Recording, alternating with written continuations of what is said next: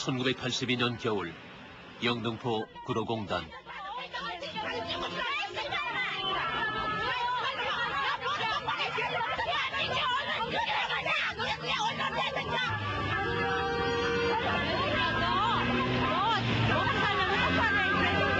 이들은 도시산업선교회 이른바 도산계 노동자들이었다. 노동자들을 선동해서 극렬투쟁을 일삼았던 도산계 여공들은 당시 우리 사회에 큰 혼란을 야기하고 있었다. JMBC 뉴스센터는 그 원풍 모방의 근로자로서 도시산업선교회에서 벌이는 이른바 의식화 교육을 받았고 또 노동조합의 중심 인물로 활동을 하다가 9월 말 그 사태의 회의를 품고 이제는 모든 것을 말할 때가 됐다고 생각합니다. 사실을 과장할 필요도 없습니다. 있는 사실을 그대로 밝히고 이 진상을 여러 사람들에게 알려야 되겠습니다.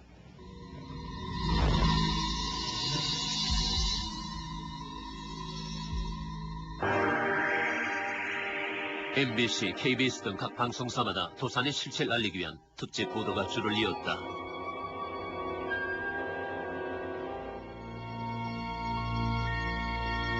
당시 특집 방송에 의하면 도산, 즉 도시산업선교회가 침투한 기업은 어김없이 부도가 나거나 폐업에 이르렀다.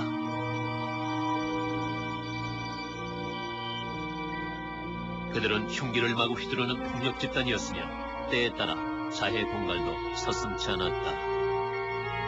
굴뚝마다 연기 뿜어 세상 공기 흐려놓자. 배기가스 많이 뿜는 자동차를 생산하자. 유회색소 많이 섞고 부정식품 생산하자는 등 사회 전복을 목표로 하는 도시산업선교의 극한 투쟁은 남미 해방 진학에 영향을 받은 것이라고 했다.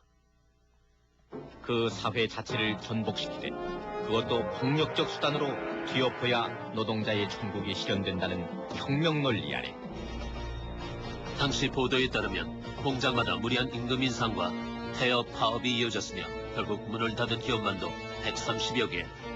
특히 이들 도산 여공들의 투쟁은 우리 사회가 가장 경계해온 붉은 색채를 띠고 있어 더욱 큰 충격을 주고 있었다. 1982년 12월 도산 세력은 사회로부터 완전히 격리됐다. 그리고 20년이 흐른 지금 그 노동자들이 진실은 전혀 달랐다고 주장하고 있다. 정말 억울한데, 정말 이게 아니었는데, 우린 농성하지 않았는데, 우린 뭐 투쟁하지 않았는데, 그러한 거를 인정받지 못했다는 이런 그 상실감은 아마 말로 표현할 수 없어요. 근데 방송이 우리를 그렇게 만들어놨거든요. 우리가 가서 빨갱이인지 뭔지 어떻게 알겠어, 시골에서.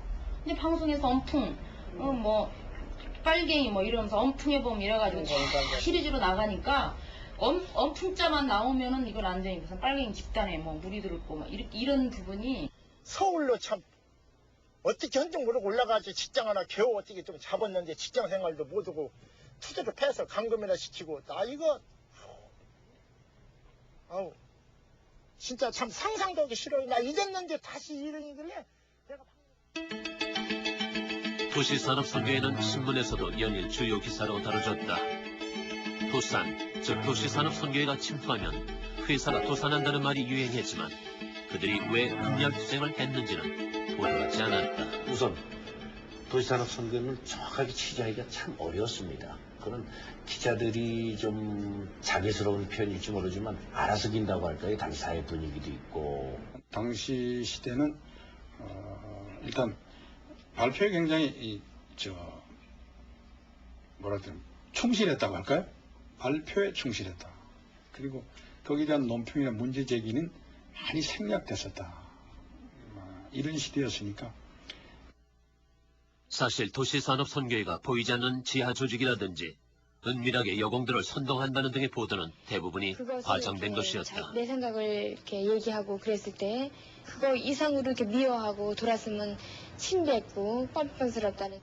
도산은 외국 기업에까지 침투해서 회사를 폐업시킨 것으로 보도됐다. 이 도산이 어느 기업체에 얼마나 침투했는지 정확히 알기는 어렵습니다. 그것은 그들은 그 누구도 자신이 도산임을 말하지 않기 때문입니다. 그러나 우리는 그들이 남긴 상처, 그들이 남긴 발자국은 분명히 알 수가 있습니다. 컨트롤 데이터가 그렇습니다. 결국 341명의 노동자들이 한꺼번에 직장을 잃었다. 컨트롤 데이트사는 국내 기업보다 월급도 많고 근무 환경도 나은 편이었다고 한다. 부사대까지 동원한 회사 측은 폐업의 원인을 노동조합장인 한명희와 도시산업선교 탓으로 몰아갔다. 아마 구사대가 처음으로 등장했던 그 사업장이었던 것 같아요, 저희 회사가. 그래서 구사대가 들고 다닌 프랜카드가 지금도 눈에 선명하게 이렇게 기억될 정도인데, 그거를 이제 날마다 9시 뉴스마다 방영하는 그런 걸 보면서 처음 보는 날도 물론 놀랬지만은 너무나 이렇게 기가 막힌 일이 벌어지니까 눈물도 안 나오고 또 이게 실감도 별로 안 났어요. 너무 큰 충격이었던 것 같아요. 그러나 컨트롤 데이터사 폐업한 이유는 전혀 다른 데 있었다. 사실 저희 회사가 이제 문 닫게 되고 철수 상황까지 갔던 그 과정을 보면 이미 그 경제적인 이유 때문에 그 미국 본사로부터 들은 정보에 의해서도 그렇고 그 사양 산업이었어요. 컴퓨터 조립 그 회사였는데 기술 발전으로 공정 대부분이 자동화됐던 것이다. 여공들의 수작업으로는 더 이상 수지가 맞질 않았다. 값싼 노동력을 찾아 분산됐던 다른 나라의 공장들도 이미 폐쇄됐었다.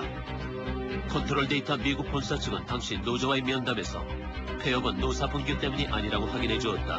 미국 정부 역시 컨트롤 데이터사의 한국 공장을 폐쇄하는 것은 주로 경제적인 이유였다고 밝혔다. 한국 정부, 그때 당시에 노동부 관료들이라 이런 사람들은 어쩌면 다 알면서 이거를 노동자들 탄압하기 위한 기제로 악용했던 것 같아요. 저희가 판단하기에는. 그 추측이 맞을 수도 있다. 일개 공장의 상황이 시시각각 장관에게 메모로 전달되고 있었다. 컨트롤 데이터사의 폐업을 기회로 도산을 탄압하려 했던 것이다. 오히려 피해를 입은 것은 자신들이라며 컨트롤 데이터사의 노동자들은 기자에게 호소했다. 무엇보다 노조가 폐업을 시켰다는 누명을 벗겨달라는 것이었다. 일단은 조합장 하나만 실어지면은 자연히 조합원들은 무너집니다. 그러나 이들의 주장은 신문과 방송 그 어디에도 전혀 반영되지 않았다. 지금까지의 취재로 이 컨트롤 데이터사의 도산은 바로 도산 때문이었다는 사실을 확인하게 됐습니다. 회사가 문을 닫게 된 현장에서 도산 때문에 이렇게 됐다는 규탄의 소리가 높은 가운데 정작 여기에 대답할 도산계 노조 간부들의 모습은 아무도 없었습니다. 그러나 노조 간부들은 이미 공장에 갈 수조차 없는 상황이었다. 한명희 씨를 비롯 노조 간부 대부분이 회사 측 부사대에게 폭행을 당해 병원에 입원했었다는 것이다. 이 사실 또한 끝내 언론에 보도되지 않았다. 도시산업선교회 줄여서 도산. 이들은 1960년대부터 구로공단을 중심으로 기독교를 전파해온 선교단체였다. 이들은 70년대 교회에 나오는 노동자들을 통해 공단 내 노동 문제에 적극적으로 참여하게 되는데 이때부터 도시산업선교회는 영등포 지역 노동운동의 구심체가 됐다. 순수한 노동운동도 있을 수 있어요. 컴퓨터로 데이터 안에도 그렇고 운송 안에도 있을 수 있어요. 그러나 그것을 연출을 하고 그것을 끌고 가가지고 그것을 가지고 싸우는 이 전면의 세력이라는 것이 결국은 뭐냐고 하면 그러한 반체제 운동을 주로 하는 노동자가 아니다 이게요. 배후 조정이 있다는 거죠. 배후 조정도 있고 그 안에 들어가가지고 위장해서 하는 놈도 있다 이게. 내가 위장하는 사람에게 내가 그거 다 들었어. 하여튼 어떤 무슨 세력이 뒤에 배후 세력이 아니냐 하는 그런 의심은 갖게 했죠. 예. 도시산업선교회의 배후 조정 세력으로 지목된 사람은 목사들이었다. 장로교의 조지성 목사를 비롯 감리교 소속으로 방직공장에 취업한 조화선 목사, 그리고 장로교의 임명진 목사가 핵심 인물로 알려졌다. 사회주의가 뭔지도 모르는 사람이에요. 내가 아는 거는 성경밖에 없어요. 인간이라는 인간이 인간답게 대접을 받아야 된다는 거예요. 이들이 산업선교회를 세운 것도 신앙을 통해 노동자들에게 참다운 삶의 의미를 전하기 위해서였다. 당시 영등포는 급격한 공업화와 함께 농촌으로부터 많은 노동자들이 유입되고 있었다. 처음 이들의 선교 활동을 가장 환영한 것은 다름 아닌 기업주와 회사 관리자들이었다. 성경 구절에 온갖 얘기가 다 있는데 열심히 일하라. 일하기 싫은 자를 먹지도 말라. 뭐 열심히 일하는 자에게 하나님께서 축복한다 이 얘기를 하는 거 아니에요. 또 회사 기업인들이 그 얘기를 해주길 바랄 거 아니에요. 뭐 예수 믿고 천당 가라, 예수 뭐 구원받아. 그 자기네들은 그거는 지금 현장 뭐랄까 현실 당장 생활이 너무 다급한데 그건 꿈 같은 얘기고 팔자 좋은 사람들의 얘기지. 그리고 전혀. 공장마다 일주일에 한 번씩 퇴근 후 예배가 이루어졌다. 그러나 그것은 노동자들에게 고달픈 업무의 연장일 뿐이었다. 몇 번 보니까 막 저는 거야. 그리고 몇 번 걸리면 한 달 동안 외출 정지시켜. 예? 교양 없이 예배 보는데 잔다고. 그러니까 여자들은 그냥 이러는데 남자들은 욕하는 거야. 이 새끼 저 새끼 막 욕해요. 목사를. 예? 그러니까 어떤 식으로 욕을 합니까? 아니 저 새끼는 침대에서 편안히 잠자고 자빠서 자고 나와서 남 12시간 일한 놈 피곤한 놈 붙잡고 지랄한 놈. 힘겨운 12시간 맞교대를 두 알의 타이밍으로 버티던 그때 그곳에 인간적인 삶이란 없었다. 그래도 그 속에서라도 일을 해야지 담은 보리쌀이라도 사서 뭐 콩나물이라도 김치라도 먹을 수 있기 때문에 그거를 인간적이다 뭐 예를 들면 뭐 주일에 한 번씩 놀아야 되겠다 이런 꿈은 상상도 못했죠. 12시간 시키고서도 생산량이 확보가 안 되면은 기숙사라든가 정문을 잠궈버리고서 시키고 이랬었어요. 그래서 70년대 노동자들은 그저 이윤을 내는 기계였다. 환기조차 되지 않는 공장에서 진폐, 폐결핵 등에 걸리기 일쑤였고 욕설과 구타에 이유 없는 해고도 흔한 일이었다. 그래도 그들은 군말 없이 일해야 하는 공순이, 공돌이. 뭐 2년 전환하면서 툭툭 치는 거는 맨날 그랬으니까 회사에 들어가면 그런 걸로 한단 말이야. 에? 당연한 걸로. 그거 듣고 앉아있으면요. 눈물 나요. 에? 동료들이 얘기하는데 동료들이 울어요. 에? 울어. 뭐 우리 많이 울었어요. 얼마나 나는 울었는지 몰라. 저는 노동하면서 그냥 매일 울었어요. 그걸 교회적인 말로 얘기하면 그냥 회개만 한 거야. 나는 너무 편안하게 살았구나. 내가 편안하게 산 게 저 사람들 희생의 대가였었구나. 우리 온 국민이 염원하던 100억 달러 수출이 마침내 이루어졌습니다. 박정희 대통령 안내 이날 수출 실적 1위를 차지한 현대조선에 6억 불 수출의 탑을 수여하는 등 모두 858명의 수출 유공자와 단체를 예상보다 빠른 결실이었다. 그 달콤한 열매는 재벌과 기업주에게 돌아갔다. 그러나 고도 성장의 그늘에서 기계처럼 일해온 노동자들에겐 어떤 보상과 혜택도 주어지지 않았다. 오히려 노동자들에게는 계속적인 경제 발전을 위해 더 원대한 수출 목표와 작업량, 그리고 조금 더 허리를 졸라매고 조금 더 가난을 참아야 한다는 채찍뿐이었다.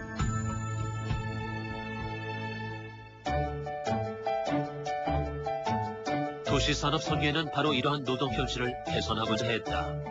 이들은 먼저 노동자들에게 뜨개질, 꽃꽂이를 가르치고 이성교제 등을 의논할 수 있는 소그룹 활동을 시작했다.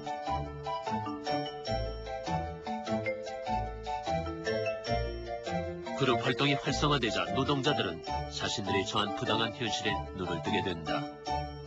내가 제일 잘 쓴 말이 뭔지 알아? 사정도 똥노, 조화순이도 똥노, 너도 똥노. 인간은 다 똥노. 똑같아. 그게 인간의 동등성 얘기하고. 왜 억울하게 때리는데 피가 웃긴 왜 웃어? 그게 병신 아니야? 똑똑한 놈 때려봐. 확 돌아다보지. 네가 병신이니까 피 웃고 그냥 가지. 맞고서 왜 가? 그러면 처음에는 무슨 말인지 모르다가 한 6개월 들으면 야 이게 진짜 내가 병신이구나 이게 된다. 그때야 이게 무슨 말인지 안단 말이야. 그리고 비로소 노동자들 스스로 열악한 노동 조건을 개선하기 위해 투쟁을 시작했다. 그것이 70년대 민주노조운동의 출발이었다. 우리는 월급 올려달라는 소리를 산업선교에서는 한 번도 해본 적이 없습니다. 약속은 월급은 줘야 되는 거 아니냐 이거예요. 응? 일 더 시켰으면 더한 일값은 품값은 줘야 되는 거 아니냐. 어떻게 일을 더 시키고 떼먹냐 이거예요. 퇴직금 주기로 했으면 그 쥐꼬리만한 퇴직금인데 그거 줘야 되는 거 아니냐. 아무 간부 여성들 그 성률이 나는 누구 쫓아내라. 예? 맨날 여자들한테 2년 전은 말하고 이렇게 툭툭 때리는 간부 내쫓아달라. 아주 나라가 뒤집히듯이 싸우는 싸움의 내용이 그거라고 말이에요. 그러나 그 당연해 보이는 요구조차 받아들여지지 않았다. 오히려 여성 노동자들에게 똥물까지 끼얹어졌다.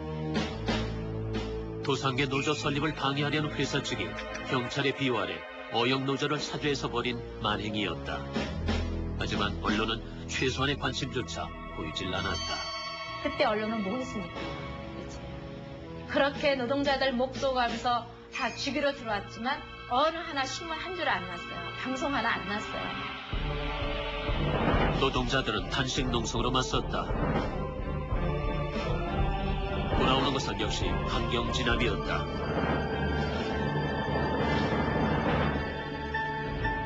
그때 20살 여공들이 옷을 벗기 시작했다.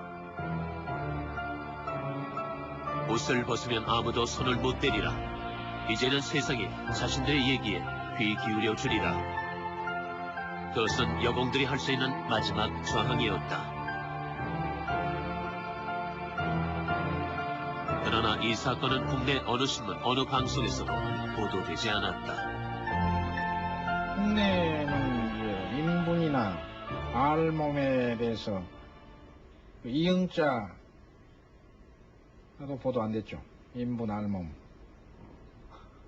사진은 물론이고 그 사건 자체가 없는 걸로 돼 있었습니다. 전혀 보도가 네. 아까 유일하게 예외적으로 제가 없어진 주간지에 썼던 거, 그거는 이제 정부에서 볼 때는 뭐 주간지 같은 거 별로 신경 안 썼으니까. 오히려 외국의 언론들이 한국의 노동 현실에 주목했다. 인간이 최소한의 인간성을 지킬 수 없는 현실, 그 현실을 보도하는 것이야말로 언론의 존재 이유였기 때문이다. 그러나 국내 방송과 신문, 유력한 언론 매체는 끝내 침묵했다. 사업장 내에 있는 근로자가 아무리 죽어간들, 아무리 어려움을 직면한들, 이게 사회적으로 알려지지가 않는단 말이죠. 이게 사회적으로 문제를 일으키지 않으면 죽을 수밖에 없는 매스컴 한 줄도 나올 수가 없었으니까. 그때 당시에 우리나라의 언론이라는 게 말이죠. 광릉에서 큰 학사가 죽었다는 얘기는 크게 사회면 톱으로 보도를 하는데, 노동자들이 죽어가는 거, 노동자들이 어려움을 당하는 거 한마디도 보도를 못하는 겁니다.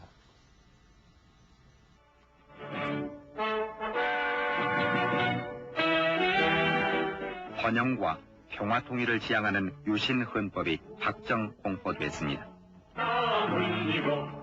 장기 독재를 위한 박정희의 10월 유신 이후 80년 춘군부 그리고 5공화국에 이르기까지 언론 통제는 더욱 강화되고 있었다. 확정됐음을 공표하고 이를 대통령에게 통보했습니다. 반급 뉴스가 늘고 이에 반길드는 기자들은 구속되기도 했다. 결국 국내 언론은 본연의 비판 기능은 억제당한 채 정권의 효과적인 통치 수단으로 전락하고 말았던 것이다. 상당한 부분 원천적으로 취재 자체가 좀 불가능했죠. 불가능했는데, 그러나 나름대로의 무슨 그 현장 확인이라든지 현장 취재하려는 노력들은 부단히 했죠. 그리고 원천적인 취재도 지금처럼 이렇게 자유롭지 못했고, 또 취재를 해와도 보도할 수 있는 환경이 어렵죠. 언론에는 중보부 언론 담당관들, 그때 각 신문사 조종관이라고 그러는데, 편집국장석 옆에 아예 앉아서 이런 기사는 취급해서는 안 된다, 줄여달라, 사실상 반지시하는 상황이었습니다. 언론이 노동자들의 현실에 관심을 보인 것은 YH 사건이었다. 회사 측의 부당 폐업에 반발한 여공들이 신민당사에서 농성을 벌이고 이를 경위 강제 지면서 비로소 언론에 보다. YH 여공들이 신민당사를 찾아간 것은 바로 언론을 목표로 한 것이었다. 그럼 어떻게 하면 우리가 이게 언론에 보도될까? 그래서 그런 거를 연구를 하다가 이 싸움을 계속 싸우면서 그것만 했기 때문에 막바지막 싸움에 이제 우리를 끌어내려 그럴 때 제2의 장소를 간다 했을 때 시민당사 이런 거를 이제 결정했던 것도 그런 거를 다 고려해서 결정을 했던 거라서 딱 시민당사 들어가면서 언론에 딱 보도가 돼서 우리 이 싸움은 이겼다. 얼마나 그때 기뻐했는지 몰라요. YH 사건은 곧바로 엉치 쟁점화 됐다. 여공들의 농성에 당은 물론 종교계, 언론, 대지교수 등이 됐고 이것은 반투쟁으로 이어졌다. 그것이 이제 결정적으로 정치문화가 됐고 김재규 중정보부장도 그러한 YH 사건을 포함해서 부마항쟁 이런 거 자기가 호화를 시켜서 내려보내서 종합해 보니까 대규모 폭동이 일어나게 생겼다, 이게 전국적으로. 그래서 희생이 더 커질 것 같아서 자기는 이제 박 대통령을 없애는 것만이 이제 국민이 살 길이다 판단했노라. 그러나 강제 해산 이틀 후 경찰 발표에 의해 YH 사건은 좌익 세력들의 투쟁으로 탈바꿈한다. 모두가 불순 분자들인 도시산업선교회의 사죄에 의해서 일어난 용공행위라는 것이었다.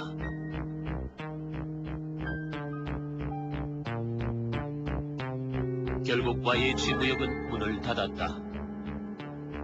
직장을 지키려던 YH 여공들은 고향으로 쫓겨내려갔다. 이들이 알리려던 노동 현실 또한 언론의 침묵 속에 묻히고 말았다. 오늘 회의에서는 최근 일부 외부 세력이 산업계와 노조에 침투하여 노사분기를 조성하는가 하면 박정희의 지시하에 도시산업선교회를 표적으로 하는 특별조사가 시작된 것이었다. 첫째는 이제 우리 사명은 목적은 과연 이 순수한 근로자들의 말하자면 이제 이 투쟁 방법이가 그러면 이게 도대체 불순 세력, 용공 세력들의 이 투쟁하는 방법이 좀 그런 유사하다 하면 어떡하 있지만은 유사하단 말보다도 약간 좀 비정상적이다 이게야. 그래서 이제 그거 배우를 체크하는 거죠. 특별조사반은 검찰, 공안부, 중앙정보부, 치안본부 등이 중심이 됐다. 처음부터 도산의 용공성을 입증하려는 의도가 있었던 것이다. 도산이 이제 말하자면 침투했다 이렇게 하면은 그 회사는 망하는 겁니다. 그 회사가 온전한 회사가 없어요. 그러니까 전부 도산이, 그러니까 기업주는 도산에 대한 무슨 이 정신적인 말이야. 회사가 막는데 방지하는데 오히려 더 힘을 더 썼어요. 아니 한 군데도 그런 데가 없어. 까꾸르지 더 일을 잘하니까. 권리 주장만 하는 거니. 권리 주장만 하면 문제가 되지만 일은 제일 잘하니까. 도산에서 그 사람 붙들려 갈 때마다 그거 얼마나 주장했다. 그럼 구체적으로 대라. 도산이라서 도산된 회사가 어디 있느냐. 하나도 없어. 혹시 어떤 기업들인지 생각나? 남영라이번 가장 대표적인 남영라이번, 그다음 삼강 아이스크림이죠. 그 삼립계에서든가 그거 또 서통도 그런 식으로 많아요. 조그마한 회사도 많습니다. 도시산업선교회의 주장은 이들이 지원한 노조는 20여 곳으로 도산한 업체가 거의 없다는 것이며 정부의 주장에 따르면 도산이 침투한 기업은 130여 개, 대부분의 회사가 망했다고 한다. 도시산업선교회 여공들의 노사분교 방법 또한 중요한 조사 대상이었다. 도산 세력들은 분교에 동참하지 않는 동료를 집중 공격하는가 하면 웃으면서 일은 하지 않는 스마일 작전에 전태일의 사망일을 휴일로 제정할 것을 요구했다. 그러니까 가령 예를 들면은 이제 한 사람이 이제 무슨 책임자가 탁 하면은 한꺼번에 화장실 싹 갑니다. 그러면 이제 왜 말이지 그따구 좀 하나 하면 생리현상을 왜 말을 하나 하고 이제 감독한테 달라들고 말이죠. 이는 하여튼 전부가 비정상적이야. 그러니 이게 뭐라카노 우리가 좀 생각할 수 없는 그런 투쟁 방식 아닙니까? 예. 요즘은 생각할 수 있는 거죠. 태업이니까. 태업이 그렇게 합니까? 그렇게 돼요. 그럼요. 그 생리 현상이니까 아니. 그리고 혼자 가는 건 좋은데, 신호하면은 한꺼번에 가는 기라. 한꺼번에, 어떻게, 가면 이렇게 가고. 도산의 용공성을 증명하기 위해 사상 요례 없는 성경 재판까지 열렸다. 가난한 자는 복이 있나니 천국이 저희들의 것이다라는 유명한 구절이 재판을 받은 것이다. 이번에 기록받았던 건 성경의 유물사관에 의한 해석이죠.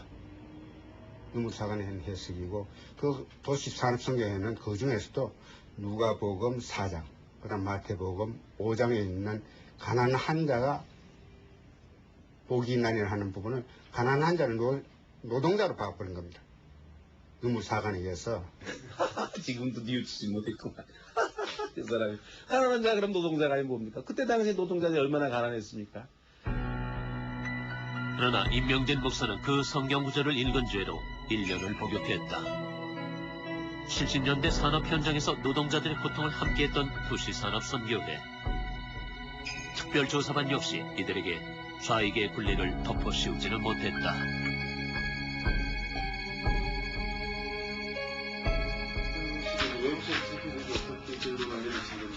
외부세력 침투는 불순 세력은 없다 하는 겁니다. 불순 세력은. 용공이나 불순은 없었다. 용공으로 볼 수는 없다, 이거죠. 용공. 다만 이제 계급 투쟁 의식이라 할까, 그런 의식하는 완전히 식었어요. 말하자면 이제 이 교직자들이 말이죠. 모든 공권력을 동원해도 도산을 어떻게 할 수 없었던 박정희. 결국 그는 도산에 대해 언론을 철저히 침묵하게 한다. 그래도 그들 역시 진실을 어쩔 수는 없었다. 아까 이거는 법대로 해달라고 합니다. 많은 사람을 조사했어요. 무수한 사람을 여공들도 많이 조사를 했는데, 이 사람들 조사하면은 그걸로 기재품대로 해달라고 하면서 뭐가 우리가 잘못이 이 법이요 하고 달라드는데 이거 참 여러 가지 애로가 많았다고 그대로 이야기했어요. 그리고 박통이 말이야 화를 내시는 게야. 그 당시 신지수 씨가 법률특보입니다. 신특보 당신 유신대 법 고치러 갈 때 뭐 고치노? 하고 말이지 막 이러시더라고요.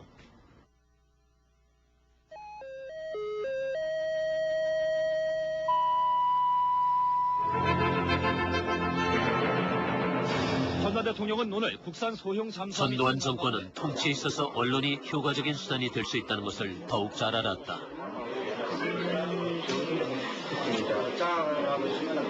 방송을 안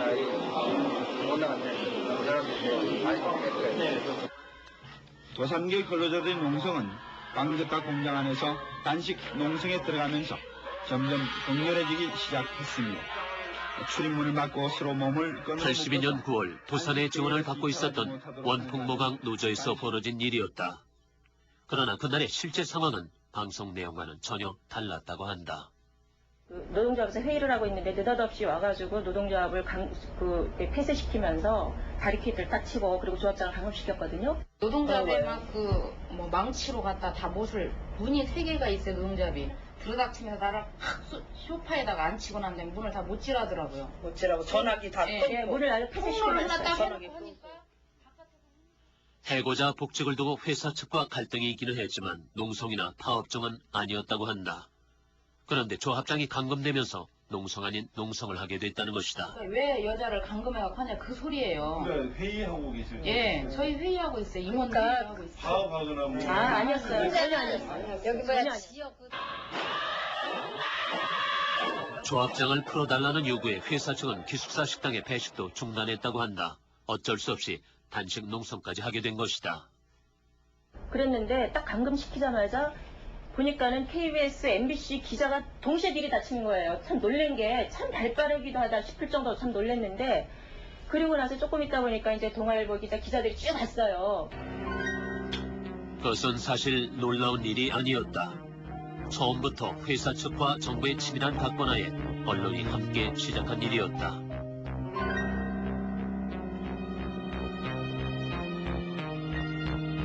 정부 부처의 이 보고서는 당시 공권력이 원풍모방 노조를 어떻게 와해시켰는지를 잘 보여준다. 구청장부터 검사, 안기부, 보안사, 노동부까지 총동원된 지역노동대책회의가 원풍모방 노조를 파괴하기 위해 진두지휘에 나섰던 것이다. 이들은 단식 농성 현장 옆 식당에 모여서 시시각각 상황을 보고받으며 현장을 완벽히 통제하고 있었다. 이제 언론은 단순히 침묵하는 것이 아니었다.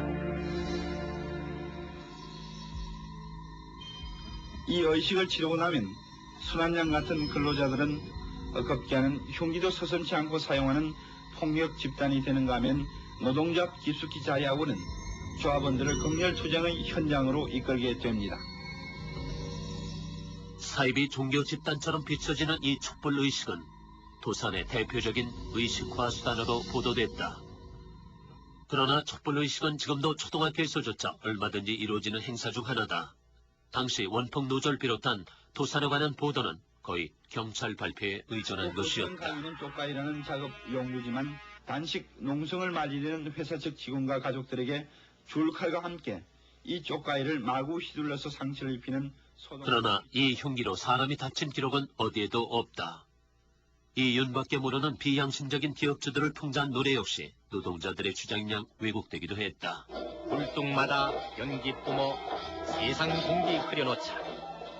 배기가스 많이 뿜는 자동차를 생산하자. 유해 색소 많이 섞고 부정식품 생산하자는 등의 부정적이고 현실 거부적인 내용으로 이어져 있다. 이 도시산업상조회가 저지르는 노사분규의 현장에는 언제나 폭력과 계급투쟁을 선동하는 또한 노사분규 현장은 TV 화면에 의도적으로 붉은색을 덧입히기도 했다. 빨간색을 보면 빨갱이를 연상하는 우리 사회 레드 컴플렉스를 이용한 것이다. 꼭 이런 그 상투적으로 북한의 어떤 그 군사 시위 장면 아니면 북한의 군사훈련 장면 같은 것들을 중간에 삽입을 시켰거든요. 그러니까 반미라든지 또 뭐 남미의 어떤 그 게릴라 준동이라든지 뭐 북한 장면 이런 것들을 도시산업선교하고 하나로 묶음으로써 일종의 사람들한테 그 당시 뭐 냉전 이데올로기가 우리 사회를 지배했던 시절이니까 마치 도시산업선교회의 모든 활동이 공산주의자들과 연계가 된. 그러니까 그 파업에 참여를 하고 있는 여공의 목소리나 또는 이제 도시산업선교회를 이끌고 있는 그런 그 목사들의 목소리들이 전혀 없습니다. 만약 이런 정도의 어떤 프로그램이 일방적으로 나간다고 하면은 요즘은 전부 다 반론권 대상입니다. 그리고 법정 소송으로 명예훼손 대상이 될 만큼 거의 일방적이고 그 편향된 그런 그 내용으로 가득 차 있는 것이 그 특징입니다. 연일 보도가 계속되고 전국 곳곳에서 딸과 여동생을 데려가려는 부모 형제들이 농성 현장을 찾아왔다.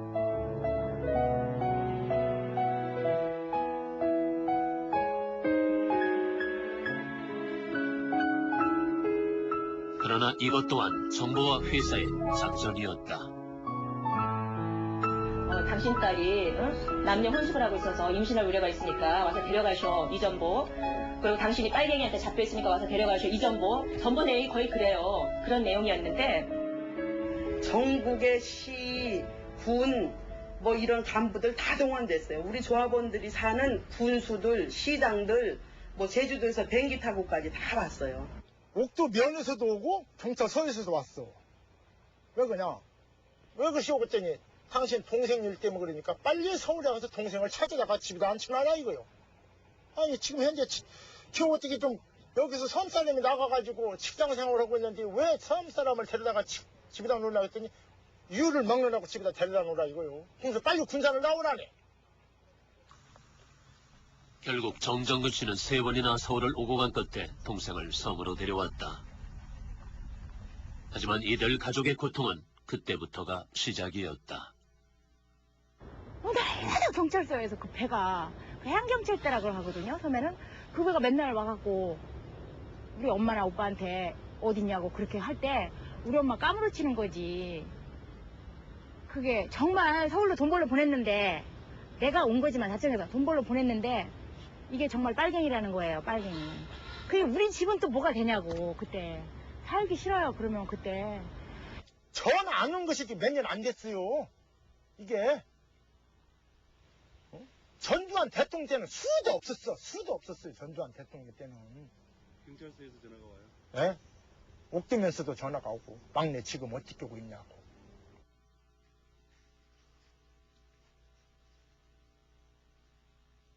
이제 언론은 권력의 소리를 일방적으로 전달할 뿐이었다.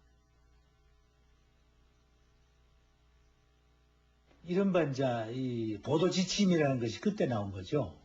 보도 지침. 다시 말씀드려서 뭐 이러이러한 부분은 좀 보도를 삼가해달라 하는 지침이 나왔는데 당시에 언론 검열은 물론 사전 검열이었죠. 보도 지침이라는 건 없습니다. 내가 분명하게 얘기해도 보도 지침 없어. 그거는 홍보조정실에서 그날 중요한 뉴스를 갖다가 생각을 하다가 자기들의 의견을 가령 A 신문사에 간 거, B 신문사에 간 거, 사람이 다르니까 그때는 저 신문사에 직접 설명해주는 담당자들이 있었으니까 얘기가 다 달라요. 도시산업선교의 그런 좀 과격한 초법적인 그런 부분에 대해서는 뭐 일반이나 각계나 언론에서도 주의 환기를 해야 되지 않느냐 하는 이런 얘기가 뭐 홍보 담당 파트나 이런 데서 나올 수 있었다고 봅니다. 12.12 사태 이후 신문부는 계엄하에서 보도 지침을 만들고 모든 언론에 대해 사전 검열을 실시했다. 그리고 그와 유사한 형태가 50 내내 이어졌다. 당시 문공부라든지 그 기관 이런 데서 이거는 이렇게 좀 키워달라. 예를 들어 과격성 있는 시위, 노조에서 이제 과격하게 무슨 시위를 하거나 폭력성이 드러난 거 그런 것들은 좀 기사를 키우라라고 얘기가 나오고. 분위기지 구체적인 사안은 없다 이게야. 정말 KBS에서 겁이 나가지고 내가 기사를 못 써서 하는 놈 데려오세요. 내가 한번 물어보지. 언론 통폐합이 자행되고 수술터는 공권력 앞에 어쩔 수 없는 상황도 분명히 있었다. 하지만 살아남은 언론 스스로가 온갖 특혜 속에 정권의 나팔수 노릇에 충실했던 것도 사실이다. 도산업선교를 한번 해부를 해보려고 도산업선교 측에서 나온 각종 유인물을 기자들로 하여금 전부 수거해서 가져오도록 그렇게 했습니다. 그래서 그걸 제가 쭉 한번 검토를 하고 읽어봤어요. 내가 그때 얘기하기로는 이 일환만 진실이라고 그래도 이거 기업한 놈들 나쁜 놈들 아니냐 이런 생각을 내가 당시에 했다 이게. 그 당시에 그 관련 기사를 비교적 많이 쓴 언론인의 한 사람으로서 우선 그 당시에 실적으로 빨갱이가 아닌데도 그렇게 그 분위기상 또 직접적인 표현 아니더라도 간접적인 기사의 표현으로서 피해를 보신 분들이 있으면 사실 이 자리를 빌어서 한번 사과 말씀 올리고 싶고. 사회 전 분야에 대대적인 숙정이 단행되던 시절이었다. 정권과 이해가 맞지 않으면 누구를 막론하고 사회 정화라는 이름으로 사회로부터 격리됐었다. 판결하여 도산세력 몰아내자! 항의한다! 고통받는 노동자들의 편에 서 있는 도시산업선교회, 이들이야말로 전두환 군사정권에게는 반드시 정화해야 할 사회악이었던 것이다.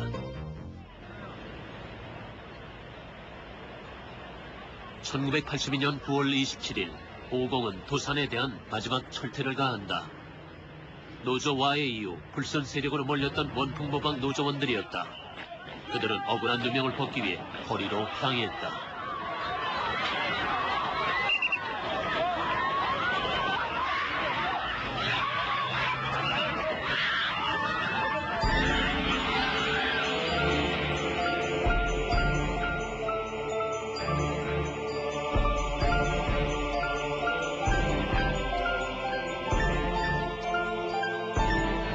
그러나 이 화면은 당시에 방송될 수 없었다. 진실을 외면하는 언론, 말해야 할 것을 말하지 않는 언론, 끝내 자신들의 누명을 벗을 수 없었던 이들에게 그것은 총과 칼보다 더한 운명이었다. 그리고 이런 언론의 굴종 위에서 전두환 정권은 노동자들에게 무수한 폭력을 휘둘렀다. 여공들의 노조 하나를 와해시키기 위해 그들은 칼을 들었고 사람을 납치하기도 했다. 폭력은 계속됐다. 도시산업선교에서 활동을 했던 대부분의 노동자들은 블랙리스트에 올라 취업을 원천적으로 봉쇄당했다. 도산과 관련해 무려 1600여 명 모두가 서해로부터 추방된 것이다. 그 여성 노동자들이 그 농촌에서 입이라도 덜어야 하는 그런 실정이었고, 또 이 사람들이 나와서 가장 노릇하고, 근데 이제 그랬던 사람들이 쫓겨나고 일을 하고 쫓겨나고 일을 하다가 나중에 30대쯤 되니까 정말 할 수 있는 일이 없더라고요. 그래서 나중에는 뭐 우유 배달이라든가 뭐 이런 부분들로 이렇게 해나갔던 파출부라든가 이런 부분으로 우리 시어머니가 어떻게 하려는지 모르고 이제 우리 친정 쪽으로 가가지고 해가지고 뭐 김일성 김씨라든가 뭐 내가 깜빵에 갔다 와갖고 막 하면서 그런 고통을 받아가면서 살다가 어쩔 수 없이 이혼을 했죠. 이혼을 하고 지금 애들 둘이 있는데 좀 그냥 이렇게 사는. 당시 24살이던 정영래 씨는 지금껏 결혼도 하지 못했다. 누구도 믿을 수 없었다고 한다. 그냥 살고 싶어요. 그냥 이렇게 살고 싶어요. 내가 그때부터 참 잘 웃었거든요. 근데 잘 웃으면서 막 이게 심해지면서 나중엔 이렇게 사람들하고 이렇게 적응을 못해요. 그래서 나중에 결국에는 이제 병원에를 이유가 없는 거야. 계속 너무 아프고 그래서 병원에를 갔는데 결국은 이제 신경정신과 치료를 받아라. 그러니까 이게 마음이 답답하니까 저 같은 경우는 막 웃는 걸로 이렇게 표현이 된대요. 세상으로부터의 격리. 그 정신적 고통을 끝내 견뎌내지 못한 채 아직도 세상 속으로 돌아오지 못한 사람도 있다. 나체 시위 이후 블랙리스트에 올라 결혼에도 실패한 솜씨. 그녀는 아직도 세상이 짜고 자신을 괴롭힌다고 믿는다. 작년에 12월 달에 인천 앞바다에 빠졌을 때 죽었으면 솔직히 편했어. 속으로 그랬어요. 차라리 죽지. 저걸 누가 하면은 원망도 해봤어요. 차라리 죽었으면은 아유 그래 복 하나 잘 키우자. 근데 또 살아있으니까 또 그냥 전화로 그냥 또 퇴원 안 시켜준다고 그냥 다 짜고 그런다고. 20여 년이 흘렀다. 그동안 서해로부터 고립된 것은 도시산업선교의 목회자들도 마찬가지였다. 조화선 목사. 방제공장에서 여공들과 함께 일을 했던 조 목사는 요즘 산속에서 약초를 캐며 지낸다. 조지성 목사 역시 속리산 깊은 골에서 농사를 짓는다. 그는 85년 영등포를 떠나며 목사의 길도 버렸다.